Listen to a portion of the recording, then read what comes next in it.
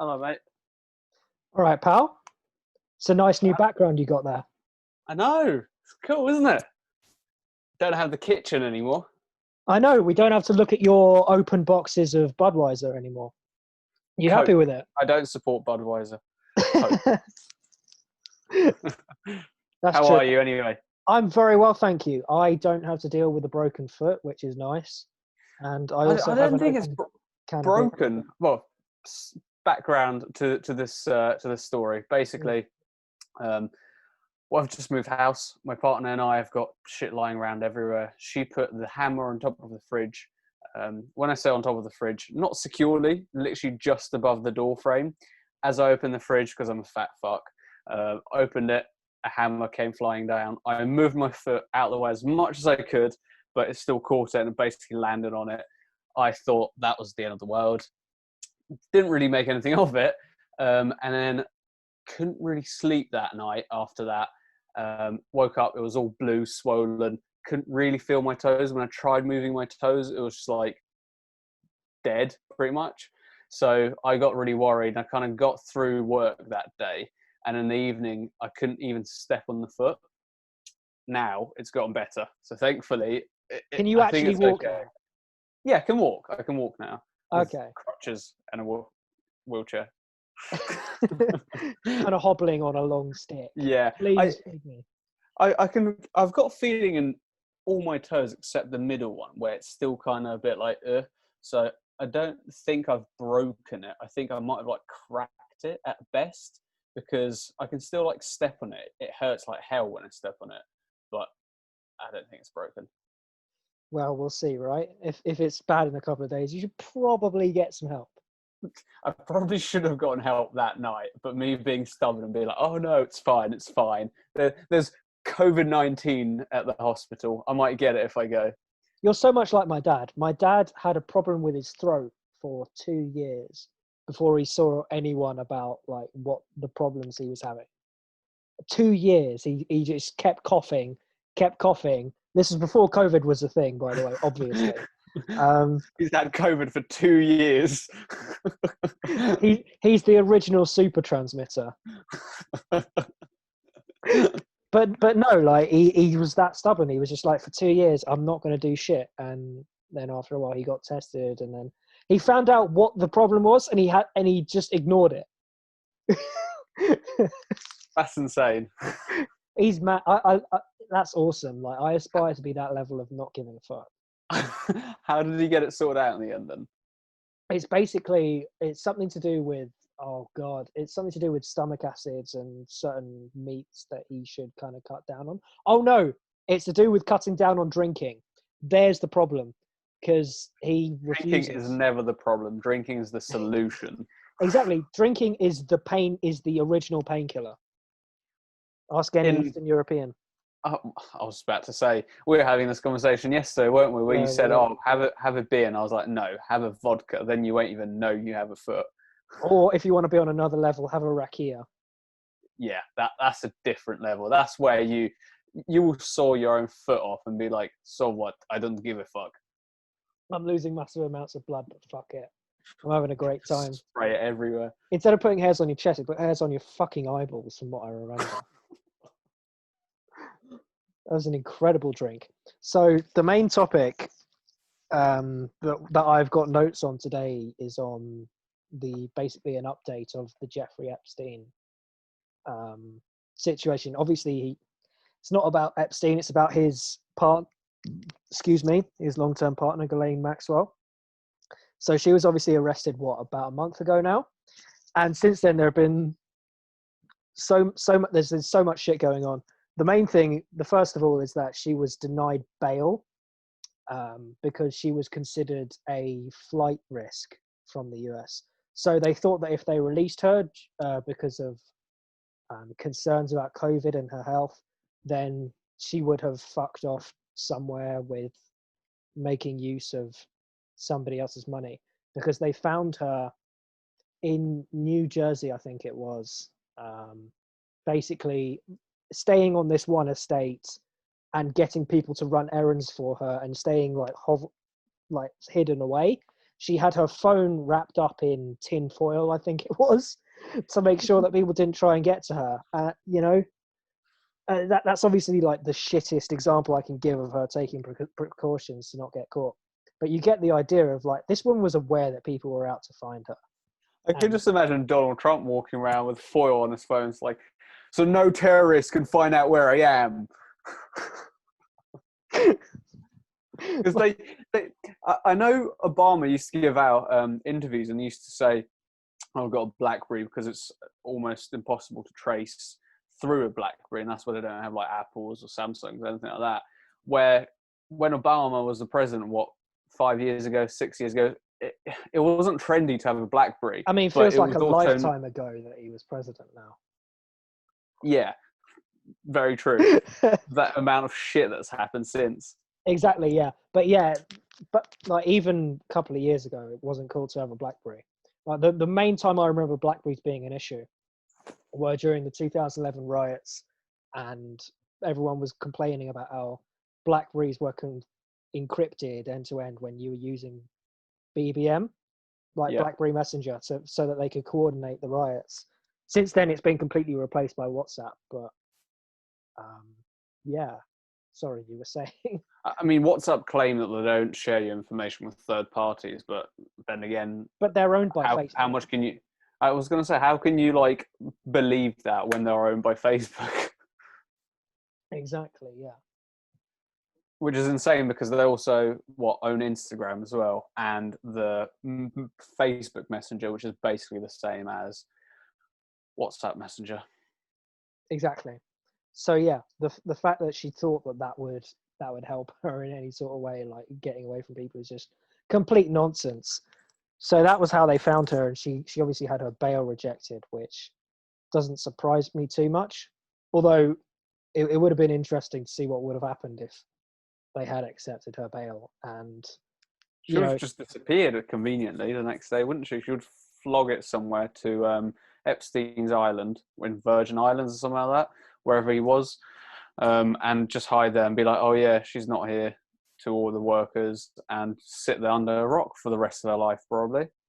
No, but that's it. First of all, it's the US Virgin Islands, so it's a US territory, so they'd probably just be able to be like, come back here, or well, they would have frozen all her assets. Not British though. I swear she was British. She is British, but the fact that it's a US case, you know, all of these legal proceedings are run in American courts, and then the fact that the US Virgin Islands, it's in the name, they're a territory of the United States. Surely they would have just been able to extradite her in the first place if she had gone. Probably. But the idea is just the fact that she would have been able to have fled somewhere else because she's so well connected, and she would be able to tap into other people's money.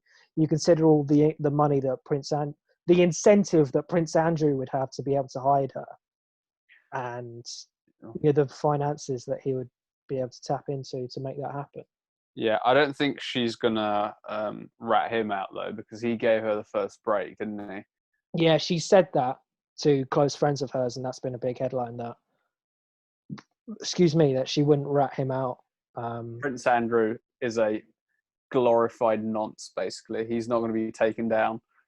Well, exactly. His reputation's already trashed enough as it is. So but it's not just, and the fact that also this just reminded me of something as well, because he said publicly that he's ready to cooperate with US law enforcement no matter what, but then the FBI has actually said that he's not being cooperative at all, and he's not responding to them at all. So it's just that classic, like, stir the pot in the media, say that you're doing one thing and do the complete opposite thing, just to basically appear good, but you're a bell end. I love how deadpan that was. Yeah, you're just a bell end that's trying to. Why else would anyone do that? Why would they say they're doing one thing and do the complete opposite? Well, because publicly it would be so stupid to admit, yeah, I'm just going to completely not cooperate with the FBI whatsoever, because that's a clear implication that you have something to hide. Yeah, but then when you don't cooperate to the FBI, that's a clear implication that you're not doing it, just not in public. Exactly, yeah. So he's saying one thing in public and then in private, just not following up on it at all. And the really interesting thing, you mentioned this to me as well, and I saw this doing the rounds on social media, was the fact that there have been no celebrities or public figures that have kind of celebrated the fact that Maxwell has been arrested. It's all nonsense, mate. All of them, every single one of them. Just every single one of them is a nonce. It wouldn't surprise me, honestly, because that's just reminding me as well of Ricky Gervais when he was at the Golden Globes. He just ripped into all of them, saying you were Harvey Weinstein's mate, and if ISIS, my favorite line, if ISIS released a streaming service, you'd be on the phone to your agent in a heartbeat. Yeah, it's not too far off because he says the truth, doesn't he? He just says it how it is, straight up. And that's why I've gained a lot of respect for him recently. And during lockdown as well, when he had that rant about celebrities like Sam Smith crying in his 12 million mansion, it's like, fuck off, mate. There's people who are like living in 1-bedroom flats, getting by, and you're crying, like getting someone to take a video of you crying and then posting it online. Like, what are you? What are you doing? Just think how narcissistic that is, right? How narcissistic you have to be to get someone to, oh yeah, mate, can you record me crying in my £1 million house in the middle of West London? Can you do that for me, please? And the person went, yeah, sure, why not? Instead of, what are you thinking, you mug? But that's the hierarchy of patriarchal society, isn't it? Where he's going to be upper class and someone who works for him is probably lower class. And he's like, oh shit, yeah, I'll record you because I need the money. I don't live in a $12 million house. I probably live in a little sink in London and pay like $3,000 a month for it.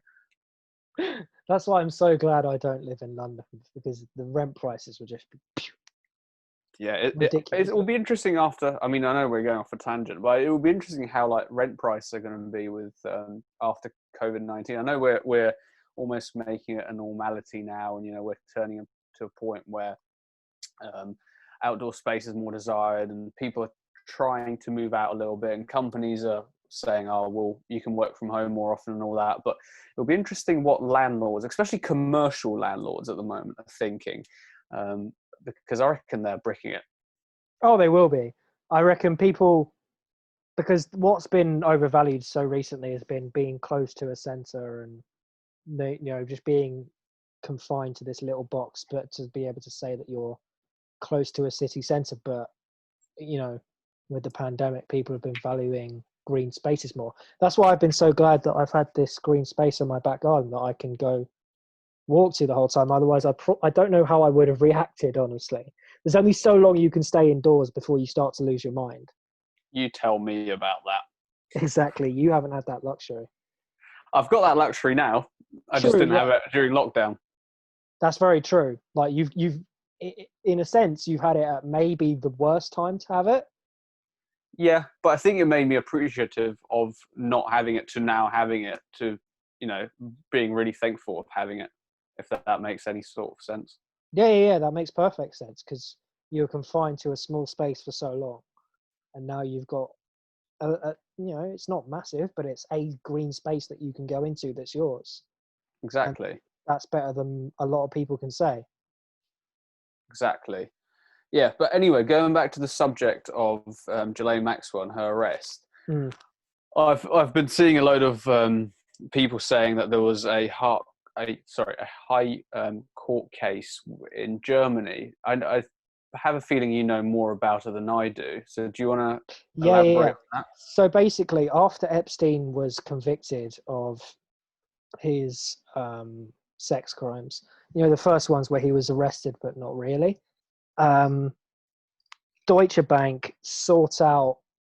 deliberately went after him to go and secure his services and take his money, basically. And now there's been a court proceeding between Deutsche Bank and Epstein. I don't know the exact details, if I'm honest with you, but basically there's been what was a clear assassination attempt on the son of the New Jersey judge who was overseeing that case. Now, where I'm not a massive conspiracy theory person. I'm willing to believe in a lot of things, but this is so dodgy. Is this not just so incredibly dodgy that you look at it and go, what? It definitely rings a few alarming bells, doesn't it? Where this is very conveniently happening right now. It's just, it's scary because I know we've talked about it before and I'll continue saying it. Those people that high up, you don't know who they know and what strings they can pull.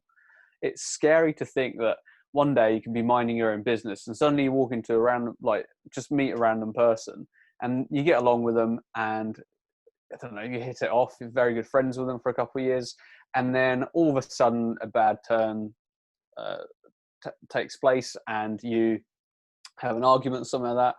Next thing you know, you could be wanted by like an assassin or whatever. You don't know what happens in the background. And it's scary because I don't even think the police would know with a professional going in for someone and killing them and suddenly like, oh yeah, we're looking for a person that's, I don't know, let's make an assassin's appearance. What's his He's probably Ukrainian. there we go. Bald Ukrainian. He's got a very strong Eastern European accent. He walks around in a suit with a red tie. Red tie. All right, yeah, let's go with that. Do you know what I mean? They would look for that because they've heard someone say it, or there's some sort of intelligence say that. But they'll potentially never be able to find that because that person could just wear a wig when they're in public. Or depending who they're working for, you'd hope that they're a little bit cleverer than just wearing a wig. But I get the point you're making that there will be so many techniques that they can use to kind of disguise their tracks or, disguise themselves so that people can't recognize them and point them out and say, that was the guy that I saw at that suspicious location.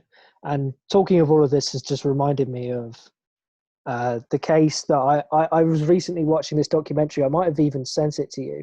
It was about the corruption within the Ukrainian government. You remember that the president of Ukraine that was ousted just before the the war in eastern Ukraine. I think it's I remember Yukashenko. The story very vaguely. Yeah. Yeah. So Yukashenko basically was taking a lot of Ukrainian name. Exactly right. You just put Shenko on the end of any kind of name. Jamesenko. There we go. You're Ukrainian now. Jamesenko. I am now Ukrainian citizen. Please give me money. Oh wait, I'm Ukrainian. I have no money in the first place. Oh my god. Keep going, James. Come on. So basically the idea it was a brilliant documentary by Al Jazeera. They basically documented how they were able to convert all the dirty money from money laundering from all of these Ukrainian oligarchs and convert it into clean money using British banks. And so I can't remember the exact details, which is really bad. I probably should look that up. But basically, what I'm getting at is there's so many systems that we're not aware of for people to cover up their money, to cover people up, to hide people. The fact that it took, when did Epstein pass away? It was October, November last year. Yeah. And they've only just found Ghislaine Maxwell. So it's taken them a good 6 to 9 months to find her in the first place. This is supposedly the best, what they call the best research and intelligence agency. Intelligence, that's probably the best way to describe them. The best intelligence agency, or one of the best in the world. And it's scary to think that if they don't know, or they're taking their time gathering evidence and whatnot, what's stopping her from going around and doing the same thing that she did, that her partner did? Nothing. So there's no, or it doesn't appear that there's sense of urgency, or that they don't know where she is. So either or, it is scary, and I would agree with you. Yeah, absolutely.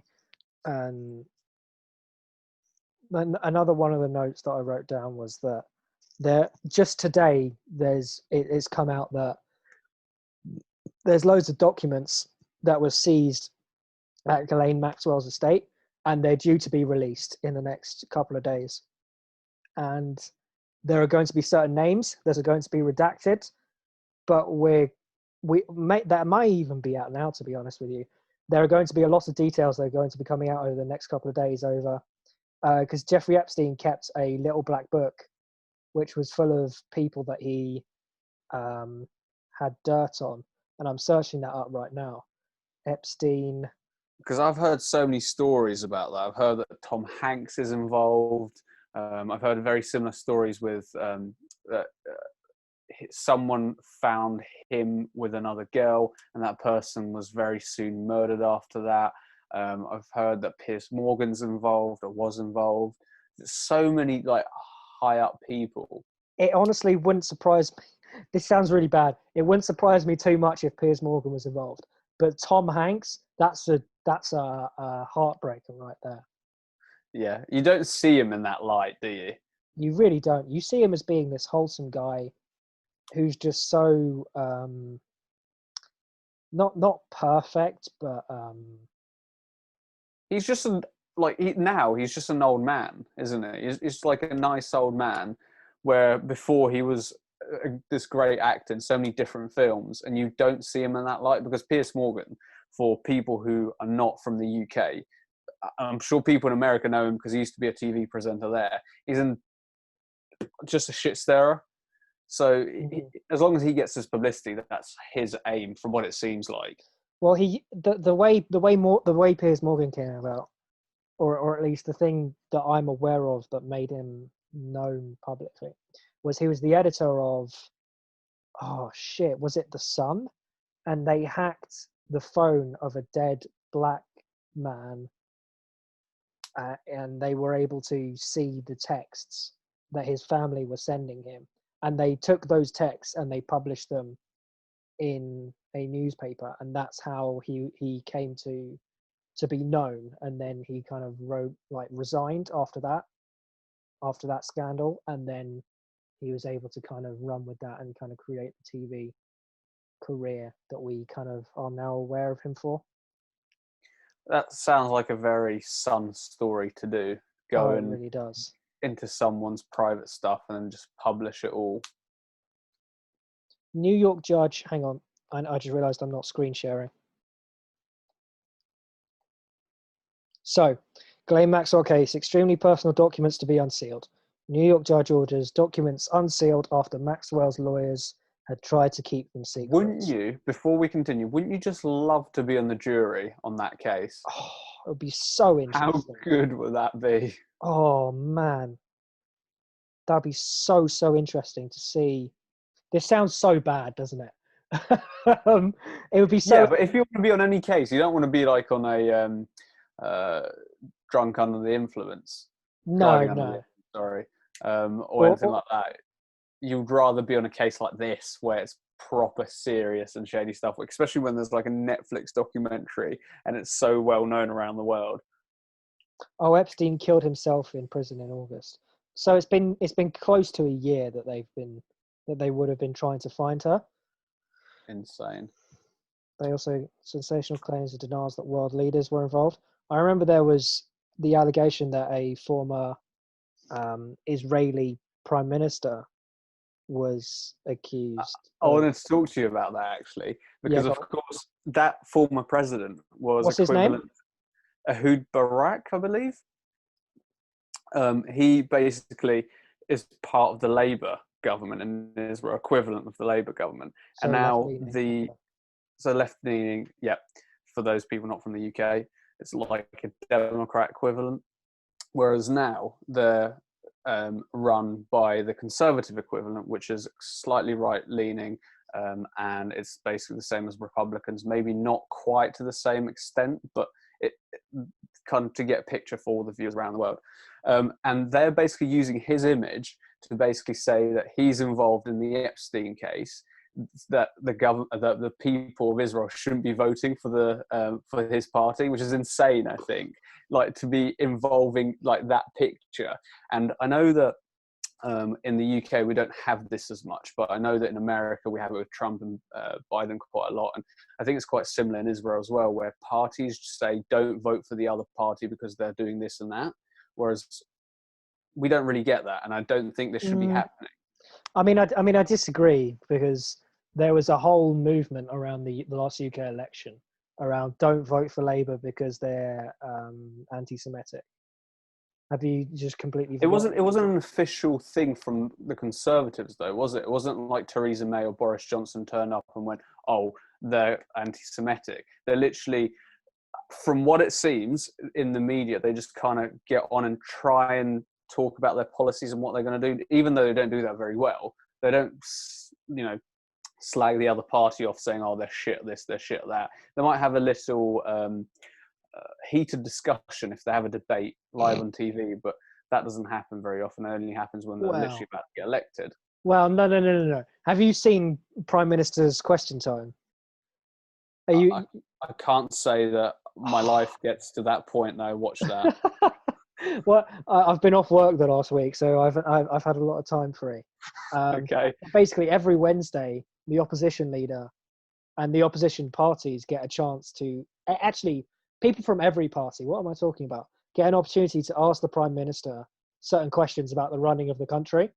And it happens every week. And it starts off with the Prime Minister and the opposition leader, like, jousting off almost. That's not the right word. But you get the idea that they kind of have exchanged these blows. And what's been happening recently is Keir Starmer, the leader of the Labour Party, has been asking really good questions of Boris Johnson, and Boris devolves to his usual, and then he just throws an insult back at him, and it's not substantive at all. But anyway, Prime Minister's Question Times, it happens every week, and they constantly trade insults.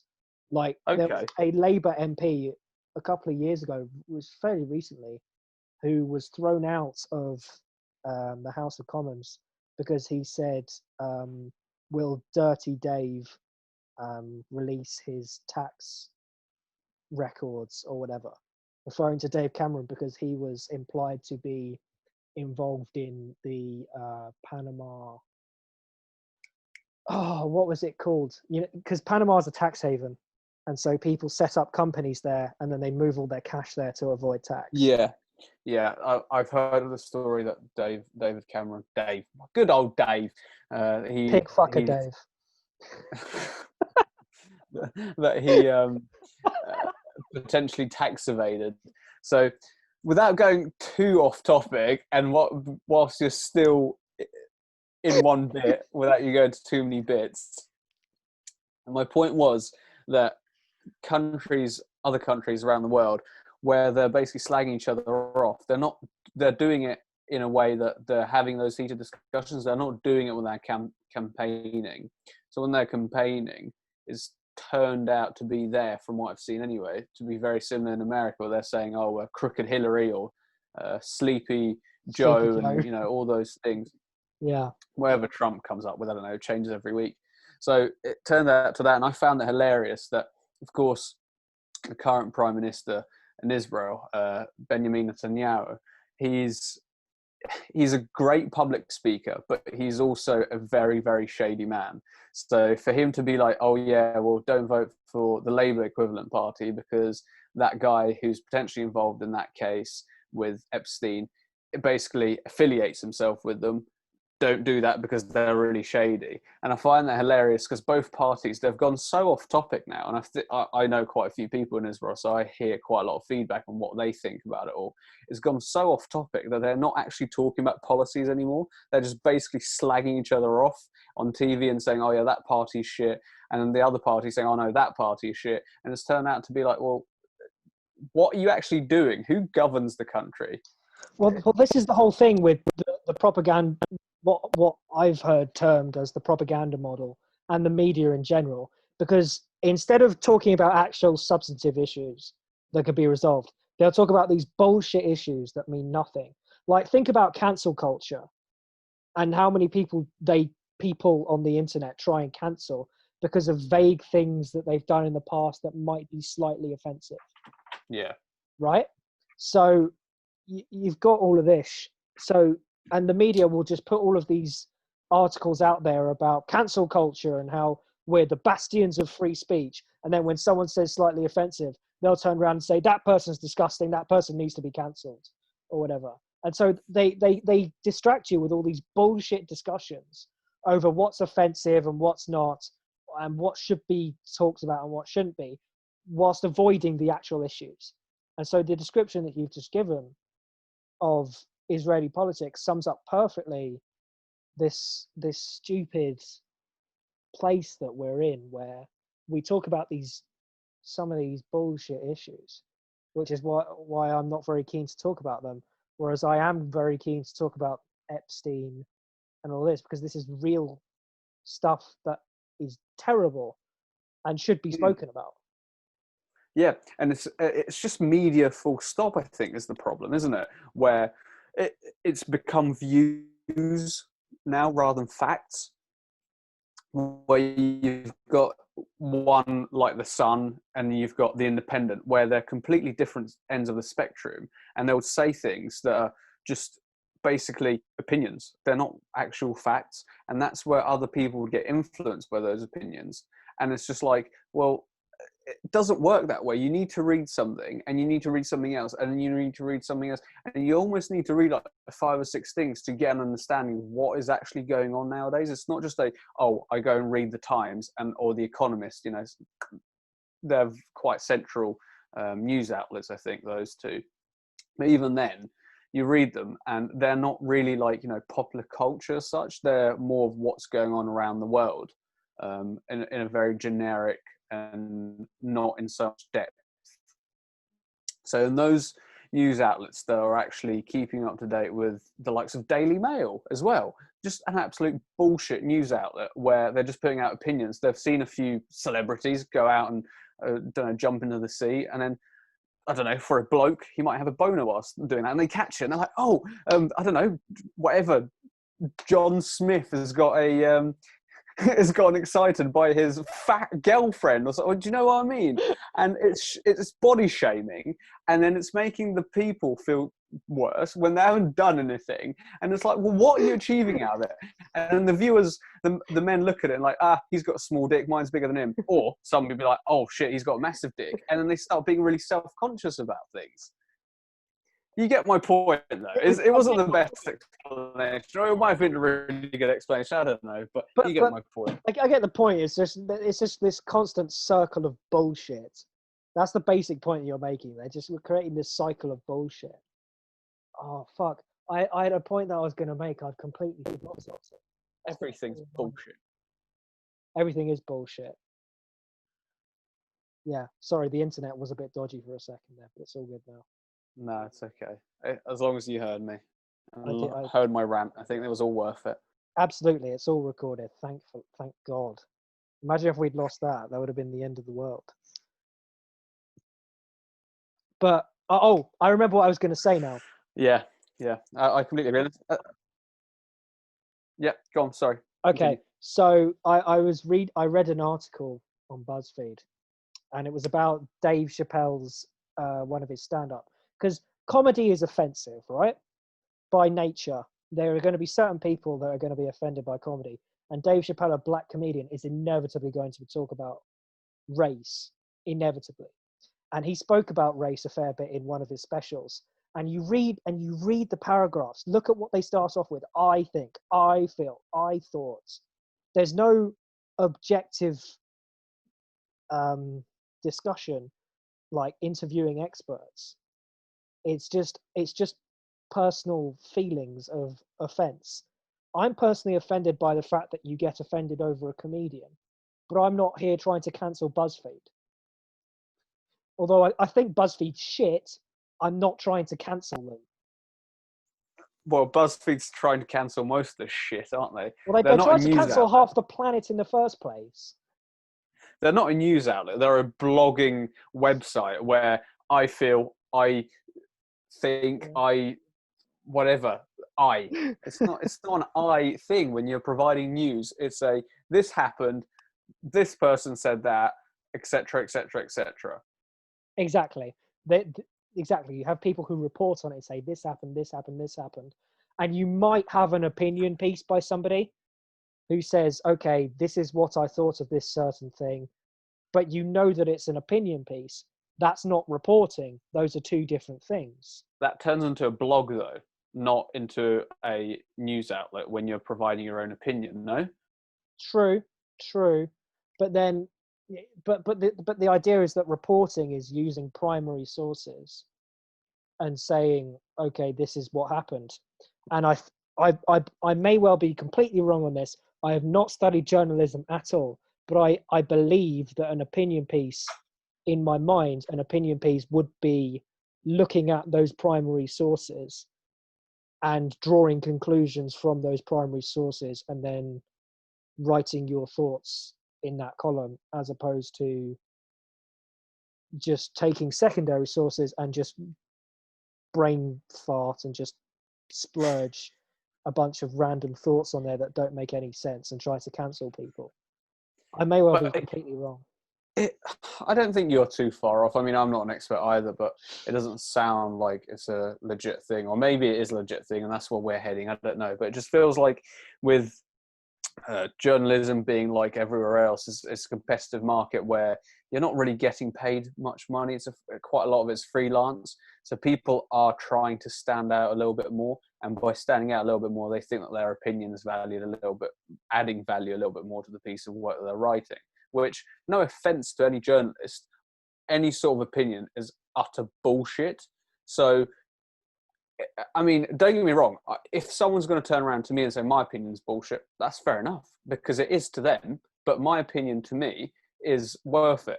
Other people's opinions are probably worth it to them, but to me, it's worthless, and I'll be straightforward to people like that. Absolutely. Like you read Twitter now, and it's just an endless stream of people's opinions, which most likely equals bullshit. Which is why I deleted Twitter when I was like 15. Because I just couldn't handle the constant stream of people's thoughts that I didn't really care about in the first place. Exactly. I'm exactly the same as you. I had it for a few years, I think. And then when I was about 16, everyone was like, oh yeah, this should happen, this shouldn't happen. And I think that's like, well, hang on a second. This is literally a prime social media site where you are influencing other people's opinions because of what you think. And I just went, no, I don't care enough about other people's opinions. Exactly. Like you can refer to primary sources, you can refer to certain news outlets. That's all valid. But to just refer to some cunt on the internet that occasionally puts something witty out as a credible news source just doesn't work. Like I know that Twitter cancelled or deleted Katie Hopkins' account. They're a private company; they can do what they like, but it's not an issue of free speech at all. They're a private company; they can do what they like. But why were people following her in the first place? I don't know. Was she an editor before she got her massive following? Do you see what I'm saying? Like, it's this constant stream of you have to be controversial in order to stand out, and so your public profile will build off the back of that, and then you can monetize that, and that's how people can make their money. Exactly. That's the same reason to why Donald Trump has become successful. It's the same reason to why Elon Musk is a very popular CEO. Be it he's running a very tight ship and he's doing good stuff with his company. But then also he has built very strong companies as well. But you're right that he does put funny tweets out. I'm not saying that you've got other CEOs. Who's the CEO of Apple now? Do you even know? Tim Cook, I think. Okay, I didn't know that. All right. So, point being, who's the CEO of Google? I don't have a clue. Exactly. Why do you know Elon Musk? Because he does crazy shit, and that's controversial. That gets him more publicity. And same reason, as I said, Donald Trump is up there. Same reason as Piers Morgan's where he is. Same reason as Katie Hopkins. What's her name? You just mentioned her, Katie Hopkins. It's all about being controversial and triggering people, because then that way, that Karen, the 20-year-old Karen, who gets triggered by flipping anything, and she sees someone tweet out saying my child's name is XEA12, whatever his child's name is. She's like, no, you can't name them that. Like, why can't he? It's his kid. He can do whatever he wants. I think it's supposed to mean Kyle, isn't it? That kid's name? I don't know what it's supposed to mean, but I don't care. So it doesn't matter. Why does it matter to a young Karen who's just going to evolve to be worse with her life? And the thing is, the young Karen has blue hair, and she probably identifies as being pan-gender. Fucking microwave. That's what she probably identifies as. No, I can't say that. I'd have thought I really can't say, otherwise that's too mean. I can't say that. But I yeah, mean, you can and you should, because we do live in a free world. that's very true. That's very true. In that microwave, she will probably put her own baby, because she doesn't believe in patriarchy. You see? Okay, that went a little bit far. You see what you've done, Dan? Our 4 subscribers are going to cancel us now. Fuck. Oh, go on then. Good luck to them. We'll Yeah, bring up another account. We'll instead of calling it Bearded and Broke, we'll call it Broken Bearded, and then we'll swap it around to. Oh, okay. We'll restart Something calling it Broken Bearded or whatever the fuck. Yeah. Yeah. Anyway, have a beer on me, guys. Cheers. But with that, I think we've had a good little rant session. We should probably Haven't come we? back to what we were originally speaking about in the first place, which was I was Ghislaine just going Maxwell. to say, yeah. Literally, I just googled it while you went on your little rant about Israeli politics. Yeah. So far, nothing else has come out from what I last seen. So we're waiting now to see what's going to happen with those documents that are potentially going to be released about Ghislaine Maxwell's or Jeffrey Epstein's dealings and who he dealt with. Because It'll be an interesting with few Bill weeks Clinton. ahead of us, won't it?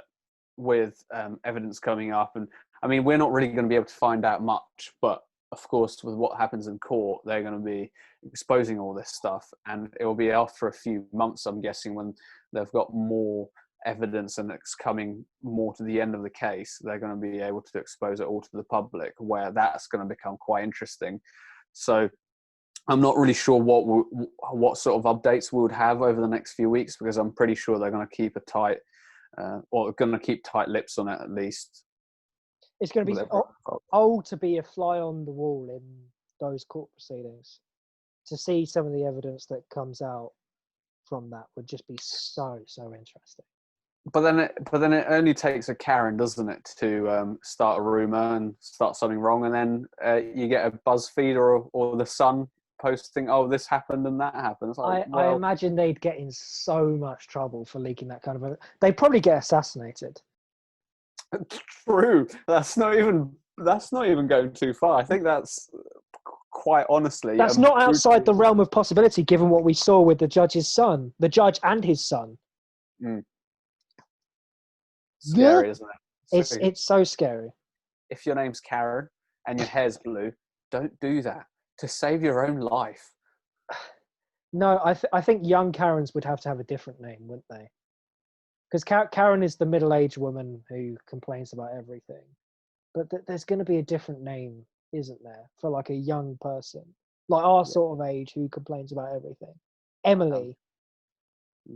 Maybe. What would it be? I'm trying to think at the moment. It's almost putting me on the spot. There's a lot of pressure on me. I've got one suggestion. That's Emily. I'm trying to think of another. Hannah. No. Yeah, that's a good name, I think. Come on, Dan. Use your big brain power. We're going to be here for a long time if you want me to do that.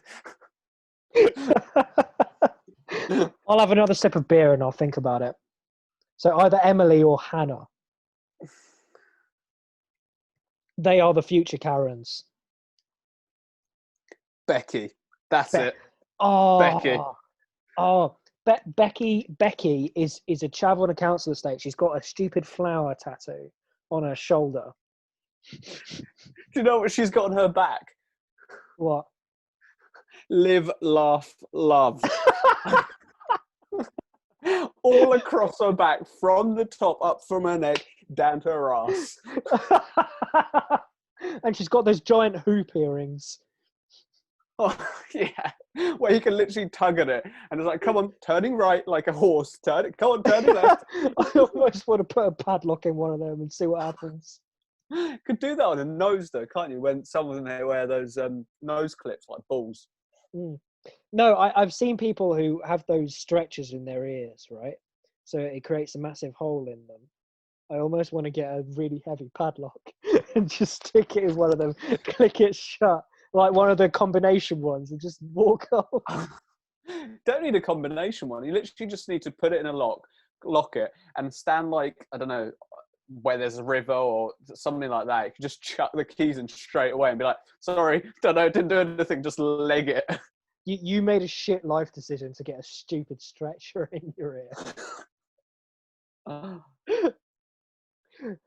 Oh, fuck, that's brilliant. Okay, yeah, Becky's are the Karens of the future. Anyway. In about 10 years' time, we'll revisit that and we'll be like, yeah, we were so right. 10, 15 years' time, absolutely. So I feel like that's a good point on which to end. We've barely discussed Ghislaine Maxwell or Epstein, but that's fine. I feel like we had a perfectly good discussion. Hopefully, though, within the next couple of weeks, there'll be some more evidence pop up so we can actually talk about it again. Because I feel like at the moment, we would go off subject for too much of it and not discuss it when we're planning on discussing it. So let's keep our fingers and toes crossed for some evidence coming up and for us to be able to rant for a little bit more on Maxwell and Epstein's shit, basically. Absolutely, yeah. Thank you if you got to this point. And thanks for listening, guys. Time. Yeah, we'll see you on Monday and tune in for then. Absolutely. Cheers, guys.